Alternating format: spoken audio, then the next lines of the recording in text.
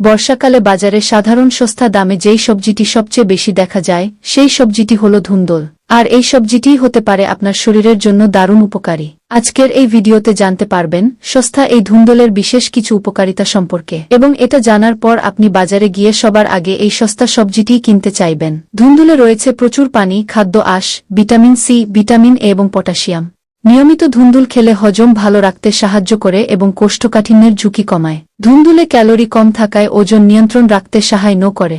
ধুন্দুলের antioxidant শরীরের কোষকে ক্ষতির হাত থেকে রক্ষা করে এবং রোগ প্রতিরোধ ক্ষমতা বাড়ায়। এতে থাকা পটাশিয়াম শরীরে রক্তচাপ বজায় রাখে এবং হৃদস্বাস্থ্যের জন্য উপকারী। উচ্চ পানির পরিমাণ শরীরকে হাইড্রেট রাখতেও সাহায্য করে, বিশেষ করে গরম ও বর্ষার মৌসুমে। তবে মনে রাখবেন, শুধু একটি খাবার কোনো রোগের চিকিৎসার জন্য যথেষ্ট নয়। সুস্থ থাকতে সুষম খাদ্যের অংশ হিসেবে ধুন্দুল খাওয়া উচিত।